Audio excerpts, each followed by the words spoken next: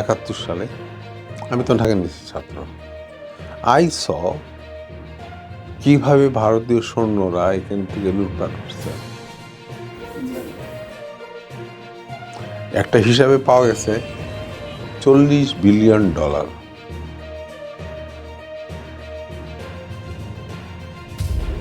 অস্ত্র শস্ত্র এটা সেটা নিয়ে সব তুলে নিয়ে গেছে।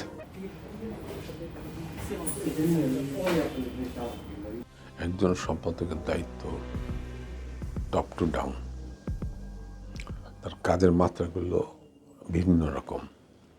ভার্চুয়ালি তিনি এক ধরনের প্রশাসক, কিন্তু ডিসিশন দেওয়ার ক্ষেত্রে আপনাকে অত্যন্ত কশাসলি ডিসিশনগুলো দিতে হবে। আর আপনি যদি একাই সব কিছু করতে চান তাহলে সব কিছু আমার জিউপোটাইজ হয়ে যাবে। একজন সফল সম্পাদক তিনি হতে পারবেন যিনি তার একটা টিম তৈরি করতে পারেন, যাদের সাথে তিনি আপনার মত বিনিয়োগ করতে পারেন। সবার সাথে বসে আপনারা সিদ্ধান্ত বড় একটা সিদ্ধান্তের ক্ষেত্রে গ্রুপ অফ ডিসকাশন করার পর সবাই যে ঐক্যমত্য হতে পারেন, এইটা হলো বড় একটা achievement. And I do that thing. আমি কখনো কোনো সিদ্ধান্ত এককভাবে নেই না। আরেকটা জিনিস হচ্ছে, শৃঙ্খলা যদি অফিসে নষ্ট হয় তাহলে আমি কাউকে ছাড়ি না। তবে ছাড়ি না, কেন ছাড়ি না সেটা কিন্তু আমার দাদা, আমার যে সিনিয়র কলিগ যারা আছে তাদের কাছে বলি, এই কারণে তাকে কিন্তু আমরা ক্যাপিটাল পানিশমেন্ট দিতে চাই। এইটা সেকেন্ড। থার্ড হচ্ছে, you have to love everybody. সম্পাদক হিসাবে যদি আপনি ধরে বসে আমার রুমে কেউ আসতে পারবে না, দ্যাট ইউ ক্যানট সাকসেস। আমি আমার রুমটা বলছি, every moment when you want please do come. এটা হচ্ছে আমি সবার প্রতি আমার যে ভালোবাসা, রেসপেক্ট। আমি তাদেরকে যেমন সোহাগ করি, তেমন তাদের ভুলটার জন্য ভুলটা ধরা দিই। বাট ভুল করার যে তাকে কিন্তু আমি স্কোল্ড করি না, মানে গালিগালাজ করি না, করি না, তাকে আমি পরামর্শ দিই, রেকটিফাই হওয়ার জন্য সুযোগ দিই। এই কাজটা আমি করি। থার্ড হচ্ছে, আমরা আমাদের নিউজ পেপারে যে ভ্যারাইটিগুলো আনতে চাই এগুলো আমি ডিসকাশন করি সব সাথে। আর যেমন ধরেন একটা কথা আমি আমাদের কলিগদের খুব স্পষ্ট করে বলি, যে ধরেন যেমন রিপোর্টিংয়ের মিটিং হলো মাসিক, আমি বললাম যে জেন্টলম্যান, আপনি কি আজ থেকে 1 বছর আগে যে বেতনটা পাচ্ছিলেন এখন কি সেটাই পান? না, কী পান? অনেক বেশি পাই। যদি বেশি পান তাহলে কন্ট্রিবিউশনটা আপনার বেশি হতে হবে। তো যদি এইখানে না হন তাহলে কিন্তু আপনি ডিপ্রাইভ করলেন আপনাকে না, শুধু প্রতিষ্ঠানকে। আর একটা জিনিস মনে করবেন, আমি রিপোর্টদের বলি, you won't work for the Nayadiganta, you are working for yourself. আপনি স্পেশাল রিপোর্ট করলে আপনার বাই লাইনের রিপোর্ট যাবে, স্টাফ রিপোর্ট হিসেবে অ্যাসাইনমেন্ট কাপড়ে স্টাফ রিপোর্ট হিসেবে যাবে। কিন্তু স্টাফটা প্রায় 1000 বছরে যদি স্টাফ রিপোর্ট নোবডি, আপনাকে কেউ চিনবে না। কিন্তু যখন আপনি একটা স্পেশাল রিপোর্ট করবেন বাই লাইনের, তখন আপনাকে সবাই চিনবে যে এই গ্রেডের রিপোর্টার। 1 নম্বর। 2 নম্বর হচ্ছে, আমি দেখেন আপনাদের মধ্যে ইনোভেশন থাকতে হবে। আপনারা বিরাট একটা প্রতিযোগিতার মধ্যে পড়েছেন। এক প্রতিযোগিতা হচ্ছে আপনার ডিজিটাল, অনলাইন, এগুলো মুহূর্তের মধ্যে খবর দিচ্ছে। তো আপনারা ওই মুহূর্তের মধ্যে খবর দিলেন, এটা কিন্তু পরের দিন ছাপা হবে। কিন্তু go back and search the bore করো, বোরকে বার করে নিয়ে আসো। তবে আমি এই কথা বলি না যে পাথর ছিদ্র করে ভিতরে ঢোকেন। আমি মনে করি যে একটু হার্ড মাটিতেও আপনাকে বোর করতে হবে। দিয়ে যত বোর করতে পারে সে তত রিসোর্সফুল রিপোর্টার। আর একটা জিনিস, থার্ড জিনিস হচ্ছে একজন রিপোর্টার ইনোভেটিভ হতে হবে। ইনোভেশন ছাড়া কেউ ভালো আপনাকে রিপোর্টার, একজন চিফ রিপোর্টার আপনাকে হয়তো কিছু স্পেশাল রিপোর্টের কথা বলবে, বাট সে বেশি বলবে আপনাকে অ্যাসাইনমেন্টের কথা। অ্যাসাইনমেন্ট দিয়ে তো আমার কোনো কাজ হবে না। নিজেকে নিভোট করে আপনাকে ভাবতে হবে যে আপনি কী করতে পারেন, হোয়াট ইউ ক্যান ডু। আপনি জানেন তো নিউটন, আমি ওনার থেকে বলছি যে নিউটনের মতো বড় বিজ্ঞানী তার মাথার 7% মাত্র, ব্রেনের 7% উনি ইউজ করতে পারছিলেন, বাকি 93% উনি ইউজ করতে পারেন নাই। বিকজ আপনারা কিন্তু আরও জিরো থাকবেন যদি ইনোভেটিভ না হন। 1, 2 নম্বর হচ্ছে ফাইলিং। ফাইলিংটা হচ্ছে এই যে আপনি যে রিপোর্ট করলেন, আজকে যে রিপোর্টটা করলেন, আজ থেকে 6 মাস পর ওই রিপোর্টটাকে আবার আপনার করতে হবে। When you get the background story. আপনার যদি ফাইলিং থাকে তাহলে আপনার ফাইল করতে করে আপনি এই এই রিপোর্টের ব্যাকগ্রাউন্ড স্টোরি। আমি এই অভিজ্ঞতাটা তাদেরকে আমি আপনাকে বলবো যে আমি নিজের চর্চা না করে করি নাই। আমার বিশ্বাস করুন, আমার রিপোর্টিং জীবনে আমি আমার 14টার মতো 12-14টার মতো ফাইল ছিল। আমার যে সাবজেক্টগুলো প্রিয় সাবজেক্ট, যেগুলো আমি অ্যাসাইনমেন্ট কভার করতাম, ওয়াটার রিসোর্স ইত্যাদি ইত্যাদি, ডিপ্লোমেসি, তারপরে ইকোনমিক রিপোর্টিং, এই ক্ষেত্রে আমার ফাইল ছিল, পৃথক পৃথক ফাইল। তো আমার পরামর্শ হবে একজন রিপোর্টারের জন্য যে তাকে ইনোভেশন, ফাইলিং, ডেডিকেশন থাকতে হবে এবং তার কাজের প্রতি ভালোবাসা থাকতে হবে। মনে রাখতে হবে কাজ সে প্রতিষ্ঠানের জন্য করছে না, শুধু তার নিজের জন্য করতেছে। একজন রিপোর্টার বেঁচে থাকতে হবে। একজন রিপোর্টার আপনি খুঁজে দেখেন যেসব রিপোর্টার বেঁচে আছে, কী জন্য বেঁচে আছে। আমরা এখন ওয়াটারগেট কেলেঙ্কারির কথা ভাবি, বলি না? এখন এটা মার্কিন যুক্তরাষ্ট্রের ইতিহাসে এমন একটা ঘটনা যেটা আপনি অবাক হয়ে যাবেন শুনলে। নিক্সন তো আপনার হয়ে গেলেন, পদত্যাগ করলেন। নিক্সন যখন ভাইস প্রেসিডেন্ট ছিল আইজেনহাওয়ারের, উনি ভাইস প্রেসিডেন্ট ছিল। এরপর এক টার্ম উনি দিলেন বিরুদ্ধে, সেকেন্ড টাইমে প্রেসিডেন্ট ইলেকশন করলেন। প্রেসিডেন্ট ইলেকশন করার পর উনি ওনার ভাইস প্রেসিডেন্ট হিসাবে নিয়ে আসলেন মিস্টার ইগনোর বলে এক ভদ্রলোককে। আর আমেরিকায় একটা প্রথা প্রচলিত আছে, যদি প্রেসিডেন্ট আপনার মাঝামাঝি দেশ রাজ্যগুলোতে থাকে, তাহলে তিনি ভাইস প্রেসিডেন্ট খোঁজেন উত্তর থেকে বা পূর্ব থেকে, নিচেতে দক্ষিণে বা উত্তরে, এইভাবে নেন। যাই হোক, তো যখন নিক্সন সাহেব মিস্টার ইগনোরকে অ্যাজ হিজ ভাইস প্রেসিডেন্ট হিসেবে নমিনেট করলেন, তখন আপনার that very gentleman mister Agnew আপনাকে পদত্যাগ করতে হলো, কারণ তার বিরুদ্ধে অভিযোগ হয়ে উঠল যে তিনি কর ফাঁকি দিয়েছেন। তো he have to quit the office. তখন তিনি জেরাল্ড ফোর্ডকে আপনার নমিনেট করলেন অ্যাজ ভাইস প্রেসিডেন্ট। আর জেরাল্ড ফোর্ড ছিলেন সিনেটর। এই সিনেটর এরপরে স্টোরি আরও চমৎকার স্টোরি, ওয়াটারগেট কেলেঙ্কারি হলো এবং স্টেপ ডাউন করতে হলো নিক্সন সাহেবকে। তখন অটোমেটিক উনি according to American constitution he became the president. উনি হচ্ছে পৃথিবীতে আমেরিকার হিস্ট্রিতে লোন প্রেসিডেন্ট যিনি আনইলেক্টেড। আপনার কনস্টিটিউশনের আওতায় উনি প্রেসিডেন্ট হয়েছেন। এন্ড দেন তার চয়েস করলেন উনি তার ভাইস প্রেসিডেন্ট রকফেলারকে।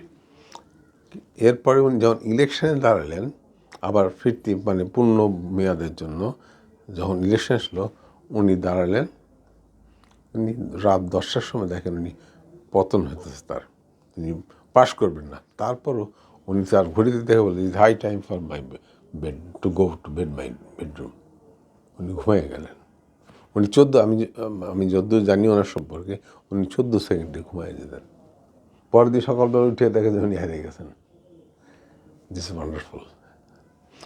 এই যে আপনার সিস্টেমকে ফলো করা, এটা সংকটকে নিরসন করে। আমরা সিস্টেমকে ফলো করি না, আমাদের দুর্গতি। আপনার কনস্টিটিউশনকে আমরা যেভাবে ভায়োলেশন করছি, পৃথিবীর ইতিহাসে কেউ এইভাবে কনস্টিটিউশন ভায়োলেট করে না। Gentleman, you are young guy, you go to the constitution, আপনি আর্টিকেল টু আর্টিকেল ধরেন, অসংখ্য ব্যর্থ হয়েছে। আপনি দেখেন আজকে সবচেয়ে কঠিন আমাদের এনভায়রনমেন্ট না, কনস্টিটিউশন 18(1)-এ আছে, পরিষ্কার বলা আছে আপনি আপহোল্ড করবেন আপনার এনভায়রনমেন্টকে। আপনি করছেন? পৃথিবীতে সবচেয়ে ডাম্পিং একটা জায়গা হচ্ছে আমাদের এইটায়। তা আপনি চাইলে কনস্টিটিউশনকে করেন নাই। ওবে করে নাই। এখন কনস্টিটিউশনকে ওবে না করলে তো you cannot sit in the chair of the prime minister, you have to step down. শুধু আমি তো একটা উদাহরণ দিলাম আপনাকে, এরকম আপনি খুঁজে পাবেন অন্তত 20 থেকে 25টা। আপনি যখন উনি আর্টিকেল উনি যখন ওথ নেন, তখন ওথ নেওয়ার সময় প্রাইম মিনিস্টার সব minister will protect the constitution. আপনি ওয়াদা করলেন কনস্টিটিউশন প্রোটেক্ট করবেন, আর ইউ ডিসওবে দি কনস্টিটিউশন। তো এই লিগ্যাল অবস্থাটা কি আপনার? It's very important. যাই হোক, আমরা এই দেশে সবচেয়ে বেশি হচ্ছে আপনার কারাপশন বেশি। কারাপশন হওয়ার পেছনে সরকারের অবদানটা বেশি।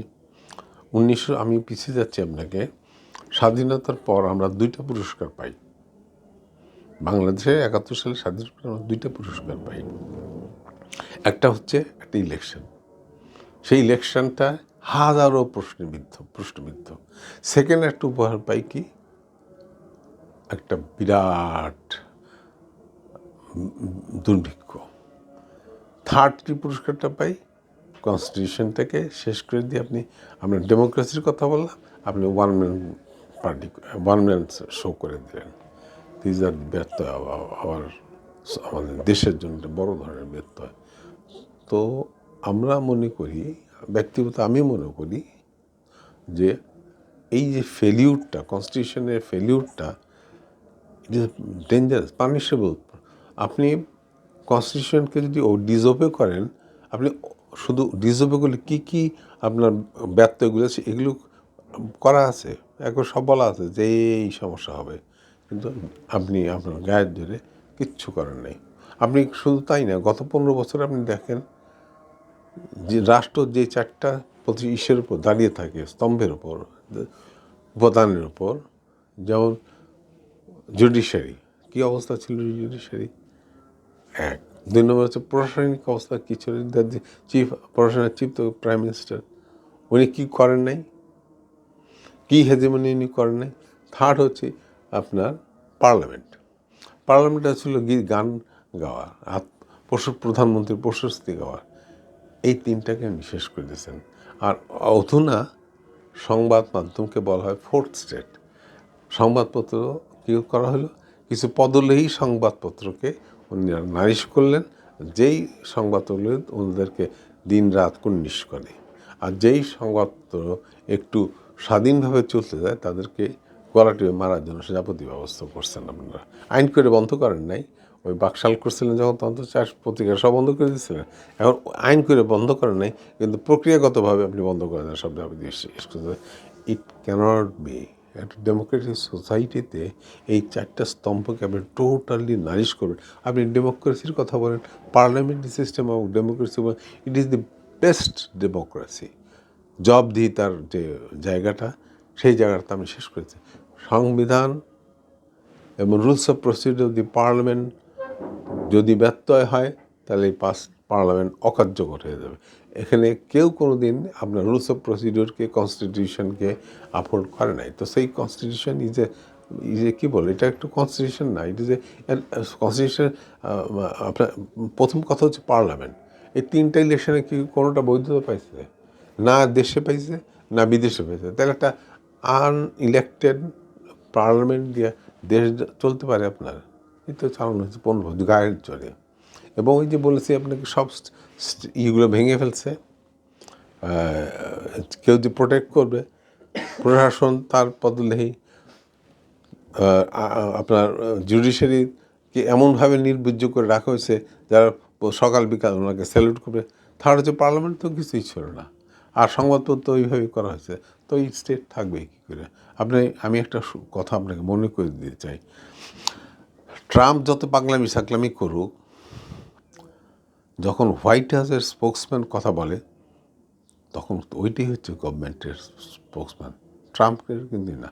আরেকটা হিস্ট্রির কথা আপনাকে স্মরণ করে দিই, সেটা হচ্ছে এর আগে ট্রাম্প আরেকবার আসছিলেন না, তখন যখন পাবলিক খেপে গেছিল, তখন সেনাপ্রধানকে ডেকে নিয়ে আসছিল যে তুমি অ্যাকশনে যাও। সেনাপ্রধান বলল যে আমরা কনস্টিটিউশনকে আপহোল্ড করার জন্য আছি, আমরা সেটা করব। আমরা কোনো ব্যক্তি বিশেষের এই ডিজায়ারকে অনার করব না। হি ডিনাইড, সে অস্বীকার করছে। কত কারেজ দেখেন যে আমেরিকার একজন general, chief of the army staff, উনি অস্বীকার করছে সামরিক ডিপ্লয় করার জন্য, দো হি ওয়াজ ওয়ার্ডার্ড বাই দি প্রেসিডেন্ট। হি বলছে নো, আমি কনস্টিটিউশনের বাইরে যেতে পারবো না। আমাদের সেনাবাহিনী কী করছে, আমাদের অন্য অন্য অথরিটির কী করছে, আমাদের চিফ জাস্টিস কী করছে, আমাদের ক্যাবিনেট সেক্রেটারি কী করছে, আমাদের চিফ সেক্রেটারিরা কী করছে, প্রাইম মিনিস্টারের যে সেক্রেটারিয়েট ছিল সেখানে কী হচ্ছে, প্রেসিডেন্টের যে সেক্রেটারি ছিল উনি কী, প্রেসিডেন্ট তো custodian of the of constitution. What he did, সে কী করছে, কনস্টিটিউশনকে আপহোল্ড করে নাই তো। This is the very unfortunate. যে আরেকটা জিনিস আপনি মনে রাখবেন, আমাদের দেশের মানুষ এবং স্পেশালি আমি সাধারণ মানুষের কথা বলবো না, আমাদের যারা রেসপন্সিবল মানুষই, তারা কেউ ইতিহাসকে ধারণ করে নাই, নেরেটিভ তৈরি করেছে। 23 বছর পাকিস্তানের অধীন ছিল, সব তারা শুষে নিয়ে গেছে। বাকি 200 বছর যে ইংরেজ ছিল তারা কি করছে, আপনাকে খুব আদর করছে। তারপরে জমিদারি প্রথাতে আপনি কি হয়েছেন, কীভাবে আপনার নিগৃহীত আপনার জমি সব দখল করে তাদের হাতে তুলে দিচ্ছেন, জমিদারদের হাতে, আর সব তারা নিয়ে গেছে। তাহলে 23 বছরে পাকিস্তান সব নিয়ে নিচ্ছে। যুদ্ধ আপনারা তো শেষ জন্ম হয় না 71 সালে, আমি তো ঢাকা নিয়েছি ছাত্র। আই স কীভাবে ভারতীয় সৈন্যরা এখান থেকে লুটপাট করছে। একটা হিসাবে পাওয়া গেছে $40 বিলিয়ন অস্ত্র শস্ত্র এটা সেটা নিয়ে সব তুলে নিয়ে গেছে। এটা শোষণ না? এক, হাসিনা কত হাজার কোটি টাকা নিয়ে গেছে এই দেশের গরিব নাঙ্গা মানুষের ব্যাংকের কাছ থেকে বা অন্যান্য প্রসেস থেকে। যেই টাকা 2 টাকার ঘোড়াকে আপনি 10 টাকার দানা খাওয়াইছেন, যেটা যে প্রজেক্টটা তৈরি করতে আপনার ধরেন সে আমি 200 কোটি টাকা লাগছে, সেটা আমি 500 কোটি করছে। এই রাষ্ট্রীয়টা শোষণ কি আপনি করেন নাই? 23 বছর পাকিস্তান সব কেটে গেছে। 23 বছর যদি পাকিস্তান করেও থাকে, যা নিয়ে গেছে আপনি এককভাবে আপনার অলিগার্ডসরা আছে এদের মিলিয়ে নিয়ে গেছেন, ওই 23 বছরের চেয়ে অনেক অনেক বেশি আপনি নিয়ে গেছেন। তো হোয়াট? 1975 সালে আমার সামনেই আমি দেখা শেখ সাহেবের দুঃখজনক অ্যাসাসিনেশনের পর, I found a little dog again in the street. হাজার মানুষের মিষ্টি খেতে দেখছি, কিন্তু আওয়ামী লীগের পক্ষে একটা মিছিল করতে কাউকে দেখি নাই। সব ফ্লেটে সবাই গেছে। এইবার দেখেন হাসিনার মৃত্যুদণ্ড হয়েছে, কিছু টাকা পয়সা খাওয়া কিছু লোক হয়তো দিয়েছে, এদিকে ওদিকে চেষ্টা করছে, কিন্তু আওয়ামী লীগের কোনো নেতা কর্মী রাস্তায় বাইরে নেই। তো this is the difference, love and respect to this party. তাদের নৈতিক জোর তো নাই। যদি তার নেত্রী সৎ নিষ্ঠাবান হতো, আপনি বেগম জিয়ার দিকে দেখেন তো, উনি যখন ঢাকায় আপনি হলেন, উনি যখন ইংল্যান্ডে গেলেন তার চিকিৎসার জন্য, কত হাজার মানুষ রাস্তায় নামছিল। ভাই, because respect, love. Hasina you cannot. তো একজন রাষ্ট্রপ্রধানকে সবচেয়ে বড় যেটা হবে, he have to love his country, he have to love his people, and তাকে সবচেয়ে বেশি স্যাক্রিফাইস করতে হবে। পৃথিবীর ইতিহাস ঘুরে দেখেন, এই সাবকন্টিনেন্টে অনেক নেতা ছিলেন, রাষ্ট্রের প্রধান ছিলেন, যারা 1 টাকা বেতন নিতেন।